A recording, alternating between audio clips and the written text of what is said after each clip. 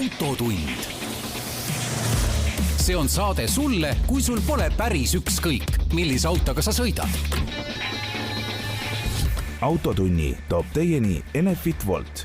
Nutikas ja tulevikukindel elektriauto laadimine kodus, tööl ja teel.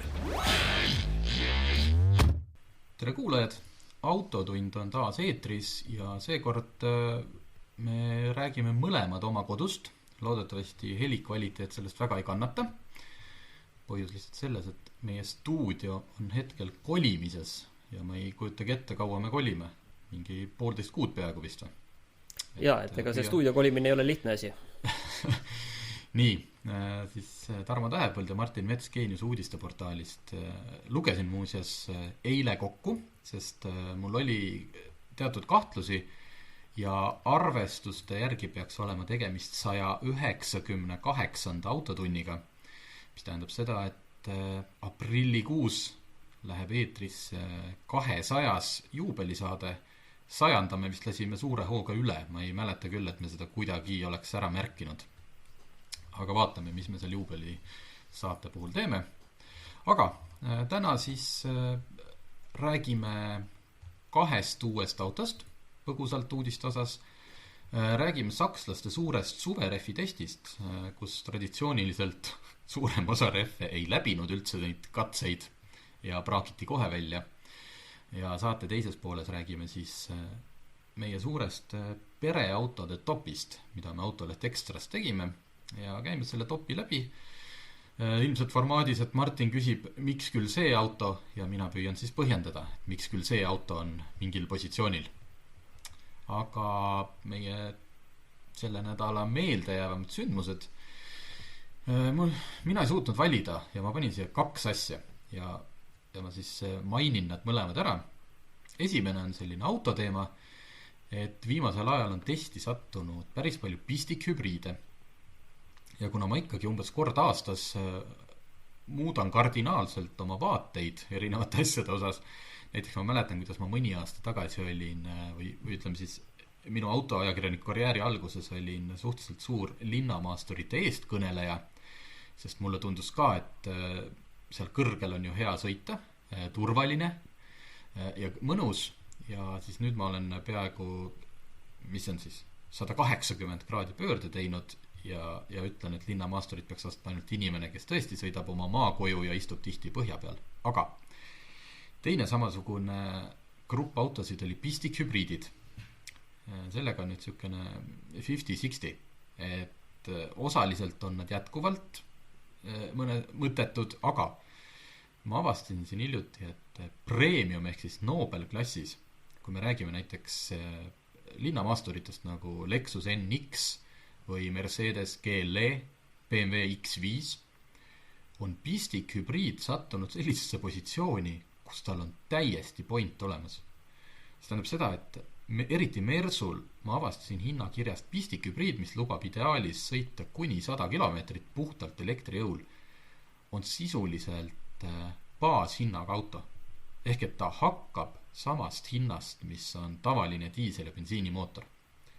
Ja sellisel juhul, kui sul elad eramajas ja sul on võimalik öösel laadida, siis on see täiesti, ma ütleks, kas või südametunnistuse mõistes juba mõistlik soetus.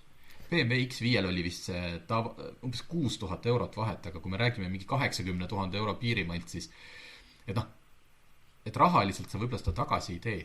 Aga kui sa oled ikkagi see, ma ei tea, kuskil Tabasalus või Viimsis elav inimene, kes sõidabki oma see 50-100 kilomeetrit päevas linnas ja sul on võimalik teha see puhtalt elektrijõul ja samas panna paak täis ja sõita, mina ei tea, kas või Poola välja ühe jutiga, hakkab see pistikhübriid nagu mulle meeldima. Ja see on tegelikult, see on tegelikult selles mõttes nagu naljakas asi, et paranda nüüd mind, kui ma eksin, aga pistikhübriid kui sellise autotüübina mõeldi ju pigem välja selleks, et autofirmad saaksid enda tooteportfelli rohelisemaks, mitte sellepärast, et inimestel oleks nii väga vaja niiviisi liikuda. Aga nüüd sa siis ütled, et tegelikult sellel liikumisel niiviisi on mingi mõte nagu tegelikult sees. Ta on selles mõttes, miks ma ütlesingi nende kohta, et osaliselt mõttekas, et sellises tavaklassis, ma käisin just Prantsusmaal, Hispaanias sõitmas Citroen C5X-iga, millest tegelikult võiks ka millelegi põgusalt rääkida, mis on selline universaalkere, stiilne, kihvt ja selles klassis on need vahed ikkagi metsikud, et kui bensiinimootoriga, ütleme siis selline versioon, mida mina soovitaks osta, 1,6 liitrine täisvarustus maksis vist 37 000 eurot, siis pistikhübriid, mille sõiduulatus oli vist 55 kilomeetrit maksimaalne, on kuskil seal 45 kuni 50 000 eurot. Ja võt see on juba sisuliselt me räägime mingist kolmandikust, ühesõnaga ma ei viitsi protsente arvutada, ikka väga kallis. Ja seal, ma ütlen, kui see pistikhübriid maksab 50 000, siis selle eest saab juba väga häid täiselektriautosid. Et seal ei ole sellel jätkuvalt pointi, aga sellises luksusmaasturi klassis miks mitte, Et mina ei tea, ega päriselt, kui palju seda CO2, kõik see akude tootmine, see on ilmselt võib-olla jätkuvalt ei tasu ära. Aga samas elektriga sõita on mõnus, vaikne ja võib-olla sa ei pea siis seal Tallinnas kesklinnas nagu oma osa seda CO2 sinna õhku paiskama ja neid peenosakesi. Et see oli esimene üllatus, ehk et ma ütlen, et ka kuigi iga päev selles alas sees olles, aga nagu need asjad muutuvad nii kiiresti. Et kes on sellist luksusmaasturit ostmas, siis kindlasti vaadake neid pistikhübriide, võrrelge hindu ja võib juhtuda, et te saate isegi omale sellise poolelektriauto. Ja teine kihvt asi oli see, et mul oli vaja nädalavahetusel siin maja ümber hunnik pinnast ja killustikku ühest kohast teise liigutada. Ja ma arvasin, et kõige mõistlikum on selleks rentida, eks ju, see väike kopplaadur. Algus arvasin Bobcat, aga lõpuks sain see keskelt liigendiga siuke nagu Avant, mida tavaliselt erinevatel klippidel Ott Tänak minu arust oma kodus sõidab sellisega kogu aeg ringi. Aga ma algus arvasin, et see raudselt tuleb mingi tüübiga rentida ja siis ma pean talle kohe näitma, et tõsta siia. Helistasin ja öeldi mulle, et millal ära toome, et terveks nädalavahetuseks. Ja kujutate, tuuaksegi mulle oovi, kopp, näidatakse enam-vähem nupud ära ja minnakse minema. Ja siis sa saad välja elada selle lapsepõlve, liivakastis mängimise päris kopaga. Ma üldiselt, ma olen minus lapsena juba või noorpõlves tapeti igasugune huvi füüsilise maa ja kõige selle töö vastu ära. Ma pidin seda lihtsalt väga palju tegema. Minus ei ole seda, et nädalavahetus tuleb küll, ma nüüd hakkan aias nagu labidaga möllama. Ei taha. Aga selle traktoriga, kuigi ilm oli suhteliselt vastik, ma ikka mõnuga müttasin ja tõstin isegi rohkem, kui oli vaja, sellepärast, et aga kui keeruline see on? Kui keeruline see on? Selles mõttes mina ei ole kunagi sellist seadet juhtinud. Ei ole keeruline. Ja oliks see, et esiteks see päev maksis vist äkki 85 eurot. Pluss transport oli vist 30 lisaks. Ja 2 päevaks saad aru, milline meelelahutus. Mine kuskile ringrajale, sa saad 3 ringi sõita, ma ei tea, 110 euro eest. Ja siis mulle tundus see kõik nagu see, kuidas on see bang per buck või nagu rõõm. Pluss, loomulikult ma sain selle hunniku pinnast ka ümber tõstetud, mis ma saan nagu 85 euro eest. Et soovitan kõigile, et kellel on vaja mingit sellist, vaatad oma, ma ei tea, maakodus või kuskil on vaja see komposti hunnik näiteks lõpuks tõsta, ma ei tea, aia teise nurka või sinna põllulapile laiali vedada. Unustage see aiakäru ja labidas ära. Tellige omale see kopp. Esiteks saab töö kiiresti tehtud ja teiseks oled pärast väga rahul. Selles mõttes, et puhtalt see tõstmine, selle saab hästi ruttu selgeks. Ma siin lõpuks ikkagi üritasin nagu profi tasemel sellist, et siluda seda pinnast, mis sinna alla jäi. Tead küll, kuidas kopa maha ja see oli ikka hõõrud sellega niiviisi, silitad maad niiviisi. Ja. Eks maali külmund ka, et see nõuab nagu ikkagi rohkem oskusi, aga lihtsalt selle töö ära tegemine oli ikkagi hämmastavalt lihtne ja väga-väga lõbus. Nii et võt. Ja sinu, ma rääksin nüüd eetri täis, aga kuidas sinu nädalast meelde jäi? Kui tavaliselt sina siin sõidad uhkete autodega, siis seekord tegin seda mina ja et sõitsin nii 89. aasta M3-ga siis ütleme, et Lamborghini Aventatoriga, siis ja veel paljude huvitavate autodega, näiteks nagu Honda Civic Type R Limited Edition aastast 2020. Ja mis see kõik sulle maksma läks? Ja kus sa seda said teha?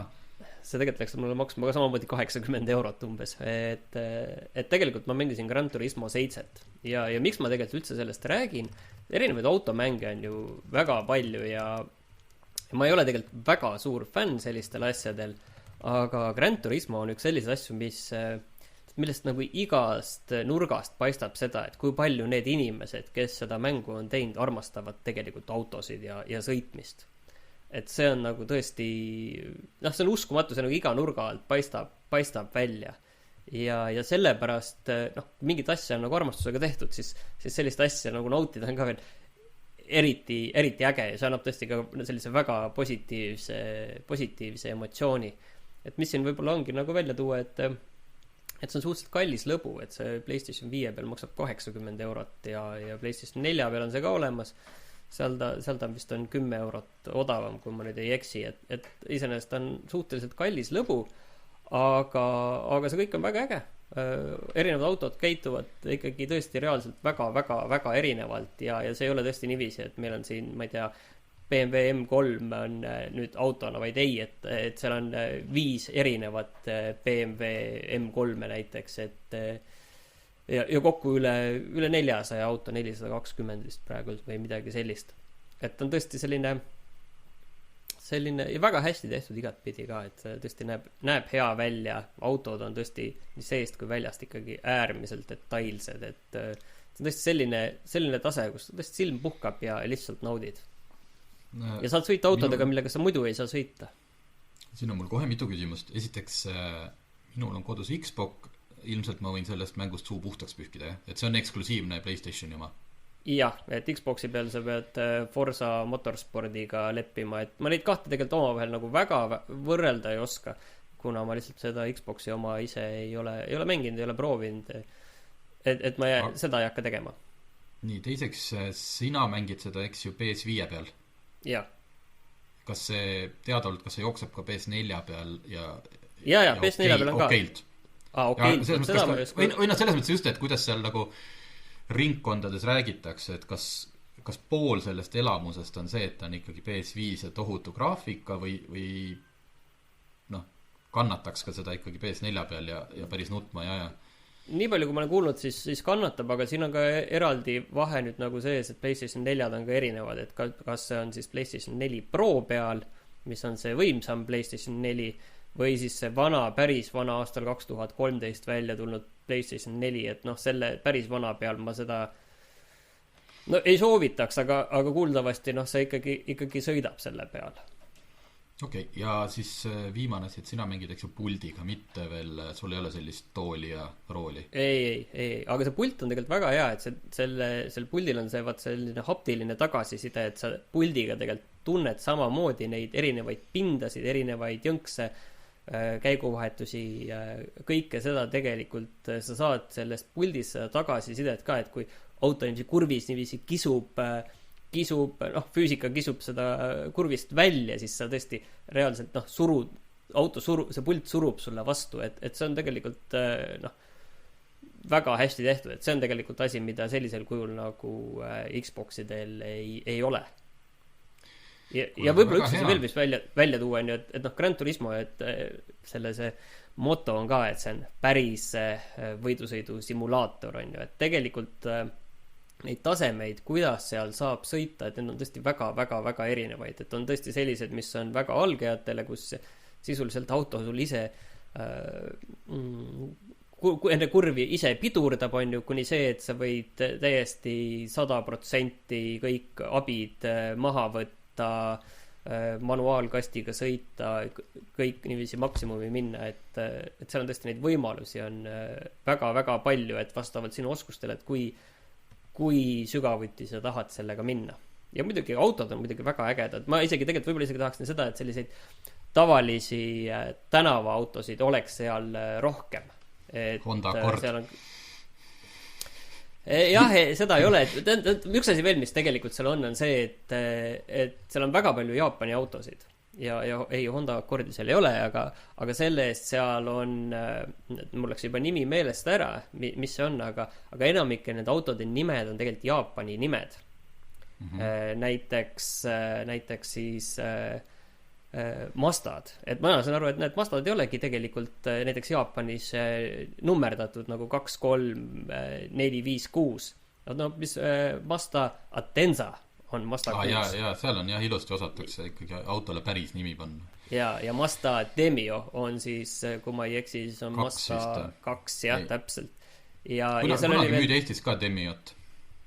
Ja samamoodi nagu Toyotad, et Toyota siis siin oli Toyota Aqua näiteks ja sellised okei, sa tunned ära, et okei, see on mingi auto, mis on meil ka müügile hoopis teise nime all, et seal on, et ta on natukene selles mõttes Jaapani keskne, Jaapani turule, aga teine asi, ega seal on Euroopa asju ka väga-väga palju, et enamik automarke on seal olemas, võib-olla suurtest, mida nagu ei ole, on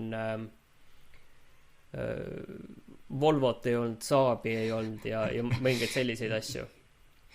Aga mul on siin see küsimus, et kas need 420 autot tuleb, on nad kohe saadaval või on see, et sa pead ikkagi olema paadunud mängur ja neid siis päevade ja tundide kaupa lahti sõitma, mis on minul tavaliselt, ma olen selline hästi kehv mängur, et ma tõmban omale mingi vingi automängu ja siis alustan ja siis ma saan aru, et mul on umbes 3 autot ja ma peaksin veetma mingid tohutud tunnid seal sõites selleks, et saada midagi ägedamat.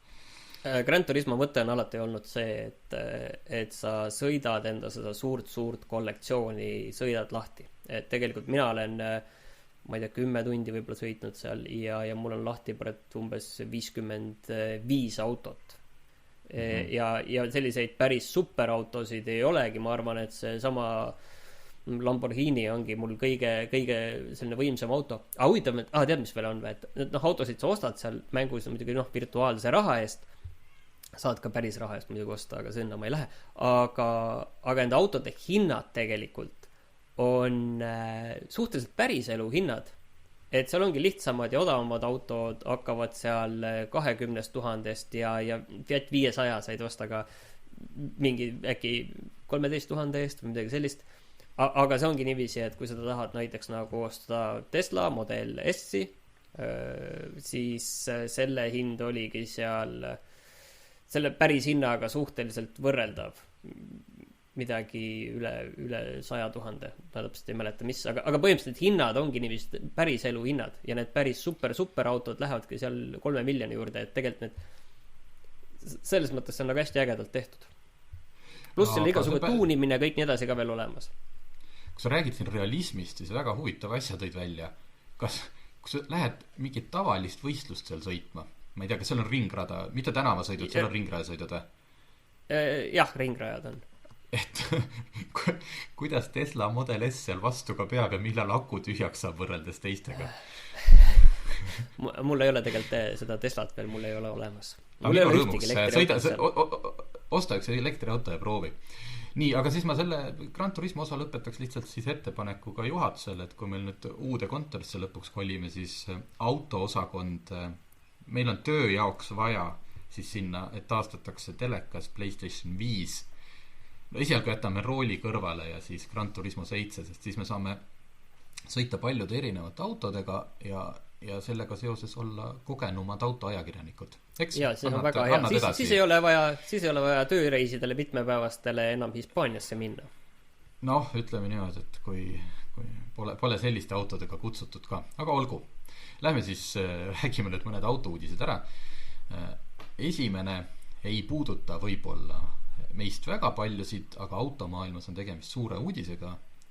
Lotus, mille looja Colin Chapmani sellist lauset ja Lotuse autode ühte nagu põhiteesi on korratud aastaid ja toodud seda kui sellise hea auto alust on see, et simplify and add lightness ehk siis muuda auto võimalikult lihtsaks ja siis lisa veel kergust ehk et siis on sul väga hea ütleme siis sportauto või hea auto sõitmiseks, siis Lotus on nüüd välja tulnud oma esimese linnamaasturiga, elektrilise linnamaasturiga, ja mis seal salata, simplifikeerimise ja lihtsustamise ja kaalukaotusega ei ole siin mitte midagi pistmist. Tegemist on, kui te nüüd guugeldate Lotus Eletre on, piltidelt on sageli raske aru saada, kui suur see auto on, siis põhimõtteliselt on ta üks ühele sama suur, kui on Lamborghini Urus. Ja kui sa arvestad, et tegemist on veel elektriautoga, siis kindlasti ei ole tegemist kergesõidukiga, nii et Lotus ja veel üks asi, mis on Lotuse jaoks uus, on see, et seda ei toodeta mitte Inglismaal, vaid Hiinas, sest osa Lotusest teadupärast kuulub Geelile, mis on Hiina firma. Ehk siis tõeline übermaastur. Disainilt eest väga sarnan Lamborghini Urusega, kuigi neil ei ole selles mõttes mingit seost, et nad ei jaga kuidagi platvormi, lihtsalt see Uruse võrdlus mul tuli vaadates auto mõõte. Vaadates auto esiosa on näha sarnast Urusele, tagant ei ole, tagant on väga cool ja üldiselt näeb auto väga hea välja.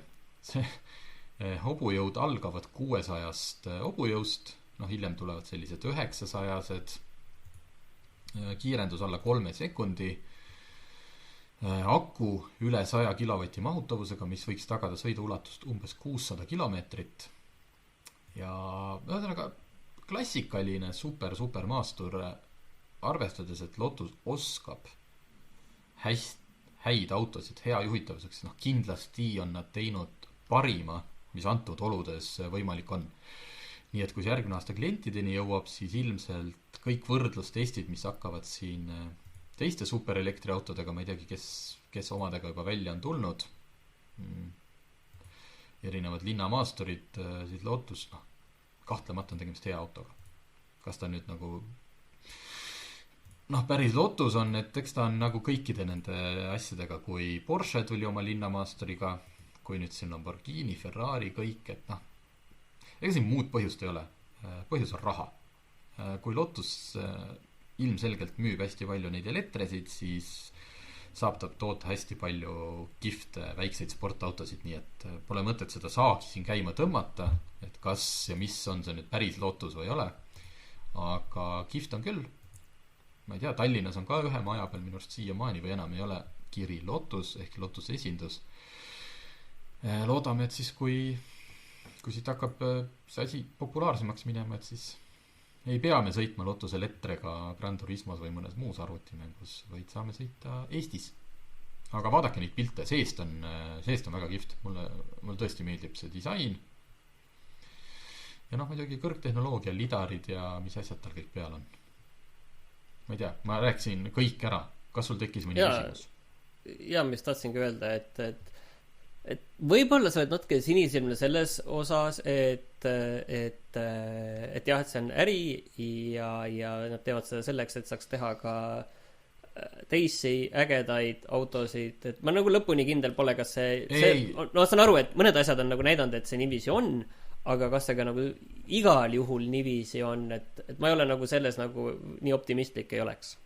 Ei, nad teevad neid linnamaasturid selleks, et teenida kasumit. See on ilmselge, sest enamik neist firmadest on ju börsifirmad ja seal on ainult üks eesmärk, teenida kasumit.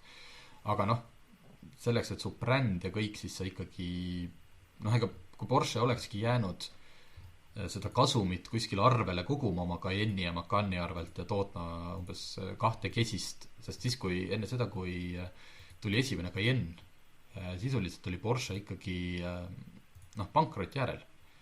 Neil oli põhimõtteliselt kõige moodsam sportauto, mis neil valikus oli, pärines kuskilt 70-ndatest oma nii-öelda põhiomaduste poolest, muidugi korduvalt uuendatud, et ja kui siis Porsche olekski jäänud selliseks, et iga aasta makstakse 100 miljonit kõigile dividende ja sportautod on ikka oleks ka see maasturite ostmine, ma arvan, kiratsema hakanud. Ja minul ikkagi on lootust, et siis need sportautod ka tulevad. Aga teine autouudis, mis ma siis välja valisime, on palju maalähedasem. Kõnetab isegi Martinit, tegemist on uue Hondaga. Honda Civicu sorry, igale inimesele peab mingi sildi külge riputama ja sinule ma olen riputanud külge mõistliku Honda inimese sildi, arvestades sinu 2 viimast autot. Oli vist ei? On sul teine Honda või? Esimene? Ei, see on esimene, on enne seda okay. Mul Mazda Denza. Selge, Mazda. Et siis Honda Civicu 11. põlvkond ja hübriidajamiga. Selles mõttes, kui te nüüd jällegi mingi guugeldage pilti, siis kahjuks ma ei saa teile podcastis pilti näidata, siis kui Civic mingi hetk läks, eks ju, päris ulmeliseks oma selle UFO Civicuga ja sellele järgnes ka ikkagi võrdlemisi nurkadest ja aerodünaamikast koosnev järgmine põlvkond, see, mille Civic Type R pani nagu tõelise punkti, mis ongi ainult tiivad ja erinevad jooned, siis 11. põlvkond tõmbab natuke seda hoogu maha.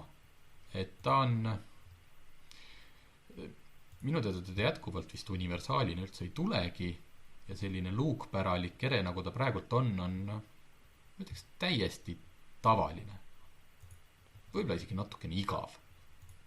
Ja ilmselt suurim uudis selle auto puhul ongi see, et ta tuleb nüüdsest ainult hübriidajamiga. See nagu kõik Hondad, et CR-V saab ju ainult hübriidajamiga, uus HR-V on ainult hübriidina ja ega siis Civic ei erine. Küll tuleb sellest ka Civic Type R, mis ei ole hübriidajamiga, aga sellest siis juba natuke hiljem. 184 hobujõudu, keskmine kütusekulu 5 liitrit 100-le ja 2-liitrine turboga bensiinimootor on, et see on nagu positiivne, et kui sul seda särtsu seal akudes hetkel ei ole, siis ta vähemalt ei ole mingi mikromootor. Loomulikult natuke suurem, 3,5 cm rohkem jalaruumi tagaistujatel, suurem teljevahe, suurem ekraan, kõik on suurem. Ja eeldatavasti, kui see nüüd täna sügisel müügile tuleb, olen täitsa kindel, et ka hind on suurem. Kas sul on Honda kohta küsimusi? Ma lihtsalt ütlen lihtsalt seda, et mul on peres on veel nii olemas nii Civic, nii luukpära kui ka see sedaankirega Civic, nii et jah, et ma olen nendega nagu sõitnud ja kuidagi nagu kunagi ei ole nagu liigses vaimuses olnud, pean tunnistama. Ma saan aru, et väga mõistlik, et siin jälle on see, et väga mõistlik, aga mulle meenub selle siis praeguse põlvkonnaga see, kui üks mu sõber, Sass Henno, kes on ka käinud meil stuudios erinevatest autodest rääkimas, siis tema ostis korraga 2 Civicut, üks oli siis 1,5 vist on Honda, need natuke suurem mootor ja teine oli 1-liitrine ja ta oli ikkagi püha, ta ikkagi talle omasel otsesel moel ütles, et jumala eest ärge keegi seda 1-liitrist ostku, mis kinnitas kogu seda mikromootorite hullust, mis on jällegi autofirmadel ilmselt vajalik, sest paberil toodavad need natuke vähem CO2, võib-olla mingis riigis on maksud ka mootori mahu pealt, aga ühesõnaga Sass ei saanud 1,5, mis oli võimsam ja 1-liitrise kütuse kulul reaalses elus mitte mingit vahet. Ja kui sul on peres 2 ühesugust autot, mis on suhteliselt võrreldava kilometraaži ja kasutuseks ju sellise kogemusega, siis on see hüpris hea selline lakmuspaber, mis tõestab ära, et jah, ilmselt 1,5 või suuremat mootorit on natuke kallim osta, aga ma olen jumala kindel, et järelturul on sellised natuke suurema mootoriga autod ja ka nende jääkväärtus, ma olen siin paarilt automüüjalt küsinud, et kui sa võtad liisingusse, siis jääkväärtuse sest tagasiostjaks on ju automüüja, mitte pank, siis tihti ikkagi jääkväärtus antakse nendele suurema mootoriga autodele natuke parem, sellepärast et lihtsalt see mikromootor, kui sellele ikkagi kõvasti valu antakse, ei tarvitse olla oma 5. eluaasta lõpuks enam võib-olla nii hea. Ja seega jätkuvalt tarbija nõuanne siinkohal, mida nüüd siis Civicu puhul õnneks ei ole enam muret, sest ainult üks mootor on. Et mõelge hästi järgi, kui te lähete autot ostma. Kas see hästi väike mootor tegelikult seda hinnavahet, puhtalt kui te olete selline liisingu inimene, kas see kuumakse, et võtke mõlema auto peale pakkumine ja saate võrrelda. Nii, aga meie lubatud suur rehvitest, mis ilmus eelmisel autolehes ja on olemas loomulikult ka autogeenius.ee lehel, otsige suverehvid 2022. Autopild teeb iga aasta viimasel ajal suverehvidega sellist testi, et otsitakse kokku 50 erinevat komplekti ja kõigepealt viiakse läbi pidurdustest nii kuival kui märjal ja edasi pääsevad 21 paremat. Ja need, kes välja jäävad, need jaotatakse omakorda punasesse gruppi ja kollasesse gruppi. Punane grupp on selline, mida nad nimetavad ikkagi läbikukkujateks, sest nende pidurdusmaa mõnel juhul erineb testi võitjaga hiljem. Ehk siis praegult kõige viimane, nii kuiva kui märja pidurdusmaa keskmine on, või kokku arvutatuna on 76 meetrit ja testi võitjal on see 63 meetrit, mis teeb siis 13 meetrit on vahe. Puhtalt märjal on see vahe 27 meetrit versus 36 ehk 11.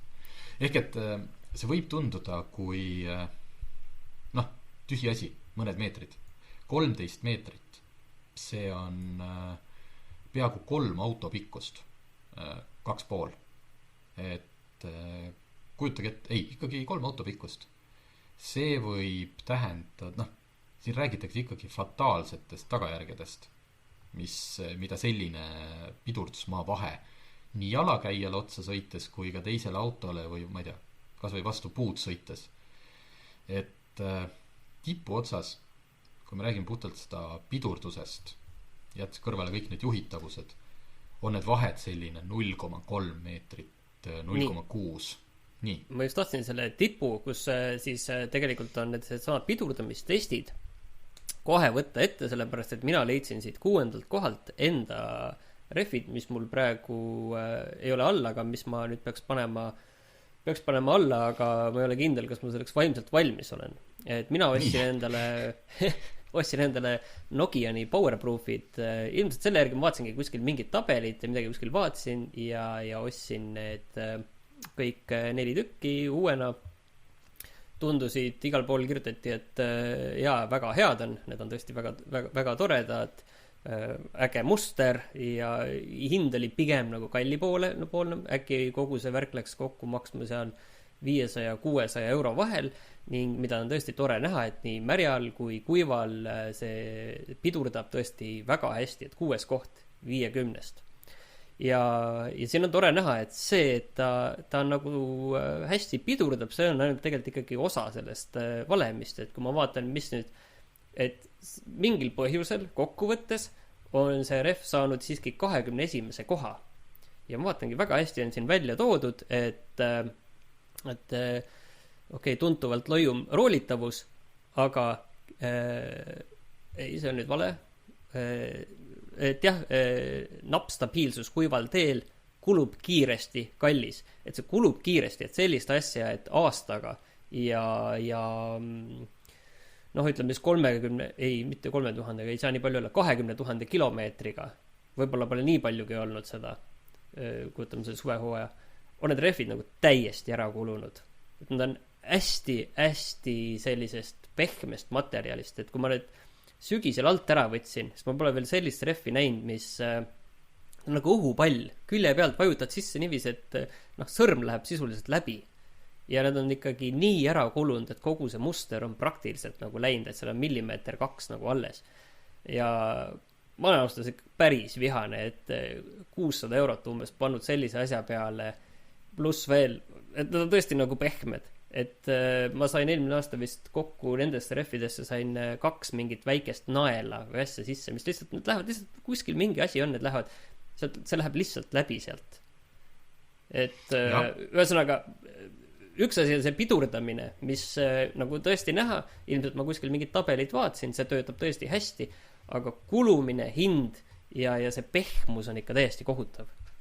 jah, sest et sellepärast tasub neid tabeleid vaadata, et see ei olegi nii-öelda esiots, et noh, et kas, et mul on tingimata esimest vaja, vaid vaata seda, mis sind häirib, et noh, näiteks kui su kõige suurem mure, et ütleme, raha on sul palju, sul pole probleemi iga 2 aasta tagant vahetada, aga sind häirib näiteks müra, siis vaata vaikset rehvi.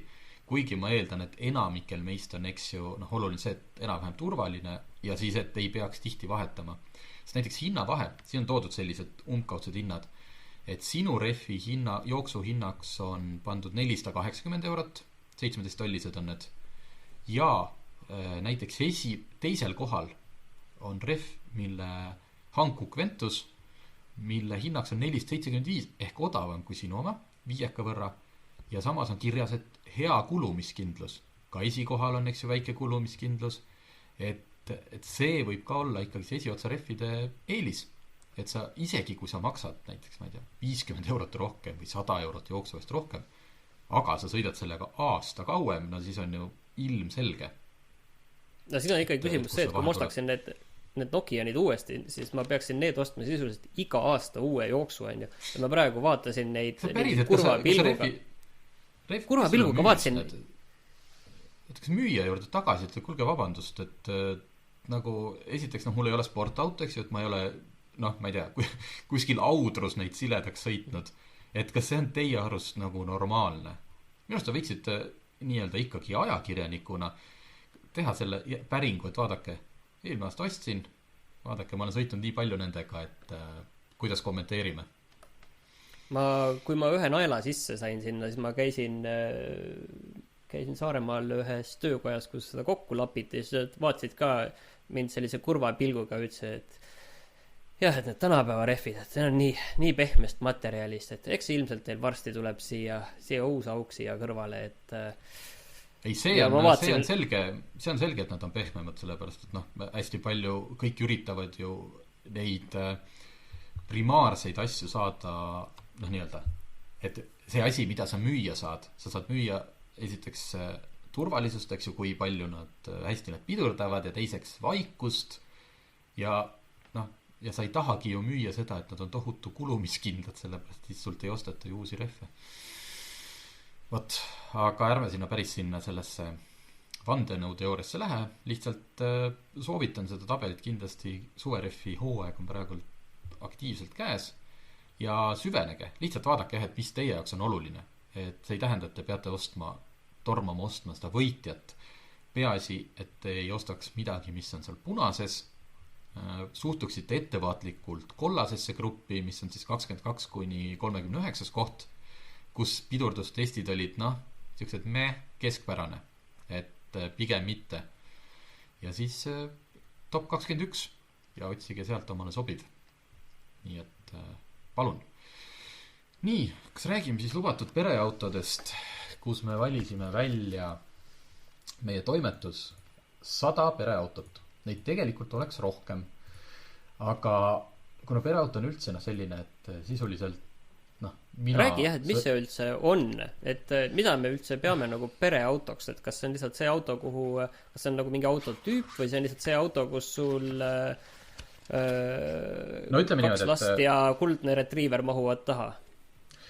Jah, just väga hea selle kuldse retriiveri osa, et tegelikult pereautot, minul on ka pereauto, mina sõidan sedaaniga ja ilmselt järgmine auto on mul ka sedaan, aga lihtsalt sellepärast, et mul ei ole vaja mingit lapsevankrit vedada, mul ei ole retriiverit ja kui mul oleks rohkem manti, siis ma tõenäoliselt mulle universaalid meeldivad, aga me jätsime välja ka ikkagi luukpärad, kuigi need võivad olla selline vaheetapp, eks ju, et täpselt see sinu väiksem retriiver sinna mahub, nii et esmane oli ikkagi, et ta oleks universaalkere või siis tänapäeval linnamaastur, mis on ka universaal ja et kuidagigi seda piiri siis me ikkagi panimegi endale ette selle arvu 100, sest ütleme shortlistis või selles alguses oli neid peaaegu vist 120 ja see oleks, ühesõnaga paljud olid ikka sellised, et ütleme ta kere tüüp võib olla küll universaal, aga hästi väike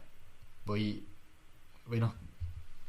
me jätsime, siin on küll palju kalleid autosid sees, aga ikkagi nagu välja on jäetud Lamborghini Urus, Bentley Bentayga, et noh, need on autod, mida inimene nagunii läheb, ostab sellepärast, et ta tahab seda Urust. Mitte see, et mul on nüüd valida siin mõistlik Kia Sorento ja siis lähen vaatan, okei, mõistlik Mercedes GLS, aga ma lähen vaatan korraks seda Bentaygat ka. Et lihtsalt jätsimegi osad autod sellepärast välja, et nad napilt kuidagi ei mahu ja et see number oleks ilusti 100. Ja seejärel tegime jälle 3 hinnaklassi. Kuni 30 000, kuni 60 000 ja üle selle. Nagu ikka, mõned autod on piiri peal, mõned autod tõstsime jõuga järgmisse klassi, sellepärast et hinnakirja järgi võib nende hind küll olla näiteks 29 500, aga noh, eks ju, saad aru, reaalselt ei osta keegi seda ja isegi kui sa ostad baasvarustuses auto, siis läheb sul see, ma ei tea, registreerimine ja mingi asi sinna ikka juurde. Või lihtsalt, et mõni auto on, noh, näha on, et müüja on, või autotootja on selle kuidagi jõuga surunud sinna, et see esimene number oleks müstiline, näiteks 2 või siis kallimas klassis, et noh, oleks alla 60, et siis inimene tunneb ennast või läheb kuidagi vaatama. Võt. Ja pärast seda, mis siis sai määravaks? Et lihtsalt muidugi hästi palju on subjektiivsust, aga et see komplektis seekord oli ikkagi natukene määras see, et tal oleks ühesõnaga, kui tekkis küsimus, kas see auto, ta võib olla väga hea sõiduauto, tohutult kvaliteetne ja super hinnaga, aga kui ta tegelikult praktilisuses ikkagi hakkab järgi andma, sellepärast et ta on mingi natuke, ma ei tea, kupeelik või mingi muu jama, et siis ta ei saanud nii head kohta. Et seekord oli lihtsalt suurem rõhk natukene hinnal ja natuke sellel, mis sa selle eest saad just arvestades praktilisust. Aga te tegite on ju 3 hinnaklassi on ju, et kuni 30 000 eurot, kuni 60 000 eurot ja üle 60 000 euro. Ja ma pakun, et me võiksime korra rääkida iga sellest klassi võitjast ja siis ma otsiksin välja igast klassist, ütleme, et 1-2 autot, mis jäid kuskile tahapoole ja mille koha pealt mul tekiks nagu küsimus, et miks nad nii taga on ja siis sa saad põhjendada seda, miks nad on nii taga. Ja ma saan põhjendada ja üritada rääkida kogu selle kollektiivi eest, kuigi ma ütlen kohe ette ära, et paljude autode puhul päriselt oligi ikkagi vaidlemist. Me päris tülli ei läinud, aga mõne puhul, noh, mina ei ole lõpuni, eks ju, või mõne teise auto puhul keegi teine ei saanud alla kirjutada, et ta on just seal positsioonil, aga kui ülejäänud ikkagi jõuliselt väitsid, et ta on, noh, siis me nii leppisime. Aga võtame siis kuni 30 000 autode hulgas no ikkagi väga loogiline võitja, sinna üllatust ei tulnud, vaidlusi ka ei olnud, et see esikoht ikkagi kuulub Škoda Octavia kombile. Ja lihtsalt selgituse mõttes, et kui me räägime autonimedest, me ei viitsi hakata iga kord ütlema lõppu see kombi, et me räägime igal juhul universaalkerega autodest. Ja põhiline on see, esiteks Škoda on, kasutades noortepärast väljendit, jõhkralt ruumikas, mis tähendab seda, et sa ei pea ostma mõttetult suurt linnamaasturit selleks, et sul näiteks pikajalgne teismeline tahaistmele mahuks või kõik su sõbrad, eks ju. Pluss pagasiruum on väga suur, pluss hästi palju on erinevaid mootori ja kõikide sellised valikuid alates, noh, nelikveod on olemas diisel, on olemas nelikvedu, on olemas gaasiga versioon, on olemas vist on ka pistikhübriid, vabandust, kui ma eksin praegult, lihtsalt nii mitmekülgne valik. Pluss siis see, et selle baashind hakkab 20 900-st, olgu nali, noh, selles mõttes autona nali, aga kui ma komplekteerin sellise Škoda Octavia, millega ma ise oleks nõus ja see on ka põhiõigused, et ta ei ole kõige väiksema mootoriga, see vana hea, et ikkagi adaptiivne püsikiirushoid, automaatkast, kõik sellised asjad, ka sellisel juhul on selle auto hind 27 600 eurot. Ja kui sa oled natukene, tahad veel asju juurde, et siis sul on valikut. Ja siis lihtsalt ongi, ta on kõige mitmekülgsem, ta näeb uus põlvkond ka väga hea välja. Ühesõnaga, noh, ma loetlen lihtsalt siin mingid positiivseid asju ette, et me võime siin nalja teha lõputult nende politseiautode üle, ühesõnaga hall, diiselmetallik, kõik need lihtsalt, kui sa oled mõistlik pereinimene, sul on vaja suurt, mugavat autot ja sa tahad valida, eks ju, mis mootor, siis Octaviale ei ole praegult ei ole head alternatiivi. Jaa, see on tõesti mahukas on see tagant sellepärast, et ma eelmisel suvel sattusin kogemata ühte autosse Võrumaal, kus ühel hetkel järsku tee läks üle piiri Lätti osturetkele ja autos taga oli kõik lapsekäru ja mingid matkaasjad ja tohutult palju asju ja sinna kõik 4 inimest mahtusid normaalselt sinna sisse ja täiskasvanud inimest ja sinna taha kõik need asjad, mis osteti, mahtusid ka ära, et see tõesti on ruumikas. Just, et nüüd siis asjatundjad kinnitavad, et see legend Škoda Octaviast kui heast pereautost vastab tõele ka tänapäeval ja võt nii on. Ma arvan, et me läheneme et ma ei räägiks eetrit täis, siis ongi nii, et sina vali lihtsalt välja ja esita küsimusi. Ma just vaatan seda, et teil uut seda Mazda 6, mul endal natuke südamelähedane auto, vihkamine ja armastus, et uus Mazda 6, mida on tegelikult ju, nagu mina aru saan, ka teie olete suhteliselt palju autogeeniuses kiitnud, on siin teil tabelis suhteliselt lõpus. Ma näen, et ta on 17. kohal nende 30 000 autode seas. Miks niiviisi? Põhjus lihtne, esiteks Mazda 6 ei ole enam väga värske mudel. Teiseks tema see hinna läbi või hinna piir, mis ütles 17. kohta, ma otsin üles et näiteks Mazda 6 alles algab sealt 27 900 eurost. Ta on tulnud välja aastal 2013 ja ta ongi jätkuvalt selles mõttes, miks me Mazdat alati kiidame, et isegi nende vanemad mudelid suudavad tänapäeval, muidugi nad on läbinud paar mudeli uuendust, täitsa konkureerida, aga sama asi, vaid vastupidi, et seal ei ole väga palju valikuid. Et Mazda on selline, nagu tuleb, need paketid lähevad sammudena, sul ei ole võimalik ise valida, et kas ma tahan nüüd seda vidinat sinna või mitte, sa pead lihtsalt astuma järgmisesse hinnaklassi ja ühesõnaga kõik see kokku, et ta ei ole autona halb, aga ta ei ole enam päris 2022. aasta tase ja lihtsalt selle pärast. Teine auto, mis on kuskil siin taga ja mille peale ma ise mingil hetkel nagu mõelnud, on Suzuki S-Cross, et ta on hästi mõistliku hinnaga, nelikvedu ka, kui tahad seda, aga minul jäi see mõte nagu selle koha pealt katki siis, kui ma vaatasin, et kui väike ta ikkagi tagant on, et kas see on ka nagu põhjus, miks ta on siin täitsa lõpus? Just, et esiteks tal on selline okei komplekt, tegelikult ta oli täitsa üllatust pakkus, kui me selle testi sõitsime, et minu jaoks oli ta isegi suurem, kui ma arvasin. Aga jah, tõesti selles mõttes, et kui sul on 2 last, lapsevanker ja veel mingit sellist kola, et siis see tagaosa jääb väikseks, et praktilisusest natuke jääb vajaka ja teine väga oluline asi, mis teda näiteks, ma ei tea, 10 kohta ettepoole ei aidanud tõsta, on see, et Suzukil on jätkuvalt Eestis ainult 3 aastat garantiid, mis olgem turuolukorras on väga-väga suur miinus. Eriti kui Suzuki ei ole väga levinud auto, siis tekib, et kuidas ta ikkagi vastu peab ja kõik sellised mured on ju näha, et Korea tootjad võtsid maha sellega, et nad pakkusid lihtsalt väga pikka garantiid. Et sellised pisiasjad liigutasid autodes tabelis päris palju. Aga lähme sinna nüüd kuni 60 000 euroste autodeni, et selle esimene koht on tegelikult, mina ütleksin, et üllatus, et see on Seat Tarraco. Mida sa oleksid pakkunud? Enne kui ma räägin miks, siis mis sa arvasid, või miks ta üllatus on? Ega ma ei oskaks nagu öelda, et mis see üllatus on. Ma oleks mõelnud, et võib-olla saab mõne Volvo selle eest või mõne Volkswageni või... Okei.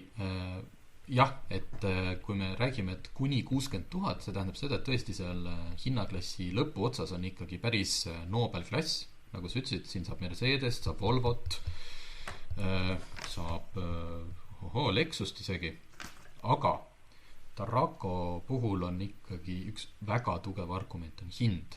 Tarraco hind algab 31 200 eurost ja kui sa ikkagi korralikult lustid ja võtad sellise, ütleme niimoodi, et hinda vaatamata lisad kõik, mis sa tahad, siis selle auto hind jääb ikkagi kuskile, ütleme, räägime pigem 40 000, võib-olla natuke peale. Samas see auto pakub sulle vajadusel 7 istekohta.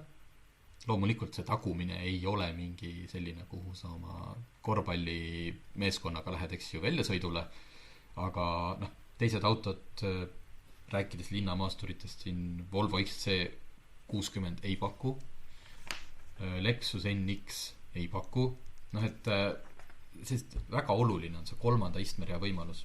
Miks see on oluline, on just seesama, et kui sul võtad seda laste teemat, et su enda omad muidugi, kui sul võib neid 4 olla, siis sa ilmselt muidugi juba valid midagi suuremat.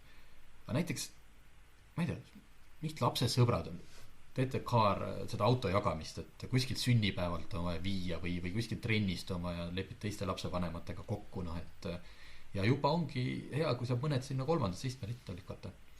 Pluss siis jällegi selline Vaag või Volkswageni grupil omane suur mootorite valik, suur lisavarustuse valik, et see komplekt selles hinnaklassis on lihtsalt selline, et sa võid kõik asjad võtta. Ja sa oled ikkagi seal hinnaklassi keskel. Ja lisaks näeb ta hea välja, sõidab hästi ja sealt on selles mõttes vaikselt jõudmas ikkagi sellisesse Škoda kohta. Ja kui sa küsid, et miks mitte siis Škoda Kodiaq, üks oluline põhjus on välimus. Et Škoda Kodiaqi vabandust, aga puhtalt disaini pärast ei saa soovitada, ütleme, või eelistada Tarrakole.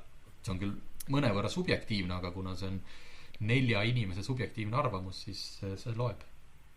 Aga ma tooks ise, kas ma tohin veel tuua teise koha, mis on üks müstiline auto, sest kui te olete tähele pannud, siis müügist on kadunud sellist autod nagu Kia, kas ta oli vist Carnival või Carnival ja ühesõnaga sellised mahtuniversaalid. Volkswagen Charan meenub esimesena. Et need kõik on kuidagi vaikselt ära kadunud. Renault võttis oma Espace'i Eestis müügist ära, mis oli selline mõistlik, suur 7-kohaline, kus on ka päriselt ruumi. Aga Ford järjekindlalt toodab selliseid autosid nagu Galaxy ja S-Max, mis me panime nagu ühe auto alla kokku. Üks on lihtsalt natukene väiksem, mis on auto, mis pakub üks väheseid, näiteks S-Space oli ka see, kui alati on jutt see, et kuulge, aga millisesse autosse mahub mul 3 korralikku lapsetooli kõrvuti sinna keskmisse ritta, siis Ford Galaxy ja Ford S-Max seda pakub. Lisaks on neil olemas ka 3. istmerida.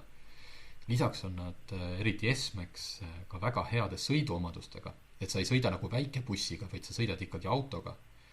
Näeb hea välja ja ühesõnaga võrdlemisi vanad autod, aga jätkuvalt pereautodena super valik. Ainuke miinus praegult Eestis on see, et neid ei pakuta ühegi teise mootoriga välja arvatud see pistik hübriid. Ja see tähendab seda, et hind on kuskil 40 000 kanti. Ma vaatasin siis, et nii Passat kui ka XC60 on tegelikult esiviisikus esindatud, aga hea, et sa rääkisid nendest 3 lasteistmest, sest hüppan kohale number 20 selles tabelis ja seal järjest tulevadki 20 ja 21 on Peugeot 5008 ja Peugeot 3008, nii et minul on jäänud kõrva, et need Peugeot on nüüd ikkagi nagu täitsa head nüüd ja näen ka, et 5008 on ju suur, praktiline. Miks nüüd see nii kaugel on? See on hea küsimus. See on nüüd selline üks vaidlusi tekitav auto, aga lihtsalt, et kuna tegemist on ikkagi sellise natuke, ma saan aru, et see kõlab totakalt, et kui niisugune pool premium klass ja siis võitaks paneme sealt Tarraco ja kuidagi Peugeot 5008 sinna hästi ei passi. Üks on see, et ta on päris kaua juba turul olnud. Ta sai küll just facelifti. Aga temas puudub nagu see selline, ta tõmbas mu hästi orki praegult. Ma vaatan kohe, kas seal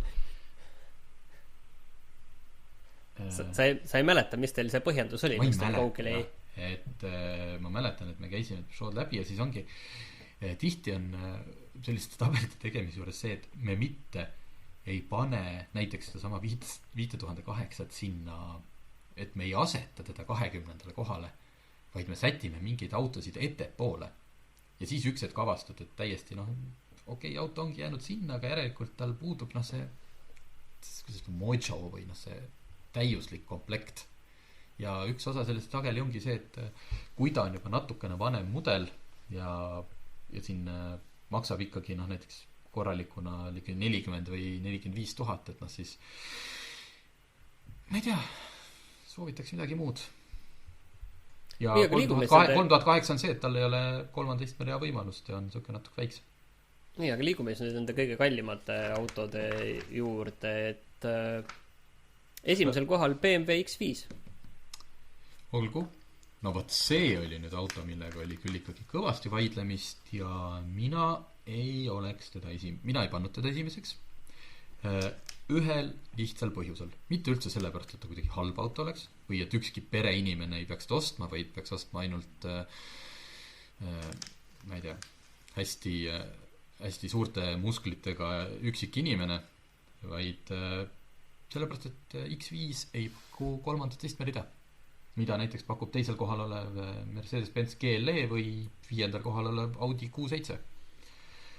Aga siin selles premium Nobel klassis tekkis natukene ikkagi seda, et kui ma maksan selle auto eest, antud juhul siis X5 eest alates 75 000 eurost, reaalselt loomulikult rohkem, siis siin hakkavad natukene mängima see, et ilmselt kui sul on tõesti hästi palju asju ja niimoodi ja kogu aeg on nagu pere ja sõidud, siis ilmselt on sul peres äkki ka teine auto, võib-olla isegi mingi väike buss, et siin oli natuke olulisem kogu see ikkagi sõidurõõm, kogu see luksuslikkus, kogu see, mis oma raha eest saad, et mitte lihtsalt, sest et kui lihtsalt rääkida hästi suurest ruumikusest, siis tegelikult selles klassis soovitaksime osta üldse neid väikebusse. Mercedes V-klass, Volkswagen Multivan, siuksed suured. Et X5 pälvis esikoha et ta pakub sul kõike. Sa tunned ennast väga hästi, väga luksuslikult, ta ei kõigu sul tee peal, ta on väga hea sõiduauto, rohkelt valikuid mootorite kõige osas ja kuniks sul ei vaja seda 3. istmerida, siis on ka praktilisus väga hea. Nii ma küsiksin ühe auto kohta nüüd veel. Ikkagi puhtalt isiklikust huvist, et ma näen, et Volvo V90 on siin, ütleme, et selle kõige kallimate autode edetabeli kuskil keskel. Et miks nii? Et ma olen aru saanud, et Volvol nagu sellises 200 000 pealt läheb seal probleemiks nagu see vastupidavus, aga ma arvan, et kuni 200 000 vist ei ole nagu probleemi. No sina ütled, et kallim hinnaklassi keskel, mina ütleks, et top 10, ehk siis 10. kohal. Sest et lihtsalt kallimas hinnaklassis oligi vist ainult 21 või 2 autot. Ei, 19. Üks on see, et ta on vana. Et minu teada, ma ei ole kindel, aga seda V90 cross-country'st, me räägime V90 cross-country'st, mis on see kõrgema kerega versioon, ja miks me räägime sellest, sest tavalist V90 uuena Eestis enam osta ei saagi. Sulle siin uudisena võib-olla see tuleb. See on tõesti halb uudis. Ja ma tõesti ei tea, kui kaua seda cross-country't veel osta saab. Et kas sellega jätkatakse, kas sellest tuleb üldse mingi uus versioon. Teiseks on see, et mootori valik, eks tal on ainult see 2-liitrine, mis võib-olla isegi selle auto puhul ei olnud see miinus, et suurema selle Volvo XC90 puhul, mis on ülipraktiline ja mõistlik pereauto, on lihtsalt see, et tal on ainult need 2-liitrist mootorid pluss siis üks pistikhübriid. Aga ma ütleks, et see Volvo V90 arvestades tema moraalset vanust ja see, et ta on ikkagi 10. kohal, ehk siis top 10, on väga hea koht. Näitab seda, et ta on väga hea variant. Ma ei või sulle peast öelda, kas tal pakutakse sinna taha, seda 3. rida minu teada sellel põlvkonnal enam ei pakuta, vanasti oli. Ehk et vist ei ole ka 3. istmerida, aga kõiges muus on ta muidugi megakihvt auto. Näeb lahe välja, see, et ta on selline kõrgem, ta on nelikveoline, hästi seest on ju Volvo eriti stiilne, et kui ma vaatan kiirelt seda S10, siis reaalselt, kui mina oma selline, ütleme, üle 60 000 euro kuhugi viiks, siis see oleks kas 3. koha Land Rover Defender mis on mu nõrkus, mitte nõrk koht. Või siis teine olekski sama Volvo V90. Nii et ta ei ole üldse halval kohal, ta lihtsalt on natuke vana. Aga ma ise esitan küsimuse, mida sa üleüldse ise küsinud või eelmiste ekstra edetabelite puhul oled sa kohe võtnud viimased kohad ette ja küsinud, miks need. Ja seekord on mul oleks nii hea selgitus nende jaoks, sa ei ole seda küsinud, nii et palun see küsimus esitada. Okei. No, miks on elektriautod lõpus? Just. Iga hinnaklassi, ma vaatan, kas 30 000 hinnaklassis üldse mahtus mõni elektriauto sisse, vist mitte. See Dacia äkki oli seal? Ei ole, ühtegi elektriautot ei ole. Lihtne, sellepärast, et isegi mitte elektriauto ise, vaid laadimisvõrgustik. Ja tegelikult ma võib-olla seda eelmises saates ka juba kajastasin. Ühesõnaga, mina olles elektriautodega ja perega teinud selliseid asju, mida mina perega ja ütleme enamus funktsionaalseid toimivaid perekondi aeg-ajalt teeb, et nad võtavad nädalavahetusel ette ja lähevad kuhugi, võib-olla isegi spontaanselt, kui sa oled eriti metsik inimene, siis elektriautoga, vabandage väga, on see jube ebamugav. Ja jube ebamugav on see ka, isegi kui sa selle laadja leiad, siis kõige ebamugavamal hetkel istuda kogu perega, kes pimedat talveõhtut ja laadida lihtsalt autot, siis ei. Või siis, lähed kellelegi külla ja kuskilt aknast võtad selle elektrikaabli, millega sa laed siis umbes 12 tundi oma autot. Ei. Nendel ei ole auto. Ma mõistan siin nagu väga hästi selles mõttes, et see ongi see, et võtame mingi lihtsa asja, et sõidame kuskile Kesk-Eestisse rabasse kõndima, on ju, selle rabas seda laadijat ei ole, et sa sõidad sinna kohale ära, 150 kilomeetrit sõidad, võib-olla kuskil nipet-täpet ringi, tagasi tulles, oleks nagu mõistlik laadida ja siis sa sõidad eraldi kuskile kohta, kus on laadija. Heal juhul on muidugi see, et okei, sa lähed sinna rabasse, võtad mingid söögid kaasa, tegelikult sul enam ei ole vaja kuskile sööma minna ja siis sa pead lihtsalt nende lastega kuskil autos, kuskil suvalises kohas olema. Heal juhul on see tankla, kus sa teed mingi mõttetu söömise ja kulutad veel raha, halvemal juhul seal ei olegi väga midagi ja siis te peate mingid tunnid, võib-olla mitte nii palju, olenevalt palju on vaja, passima ja lastega see passimine sellisel kujul, see on nagu see on üks väga, ütleme, me mõistame, et see ei ole nagu asi, mida nagu tahaks teha ühel laupäeval. Just, et ajame siin laste süüks, see tegelikult ei viitsi ka ise, aga okei, kuna see oli pereautod edetabel, siis sellepärast on elektriautod lõpus. Mitte, et me oleksime mingid ludiidid või tahaksime ära hävitada kogu kliima. Nii et Autoleht Ekstra, see on müügis nüüd pikalt vabalevis, et minge otsige kioskist ja tutvuge. Ja seal on palju muid huvitavaid teemasid ka, millest ma eelmine saade juba rääkisin. Aga sai päris pikalt ja loodetavasti ma nüüd hakkan üle kuulama, et helikvaliteet sobib ja kuuleme järgmine nädal jälle. Autotunni toob teieni Enefit Volt. Nutikas ja tulevikukindel elektriauto laadimine kodus, tööl ja teel.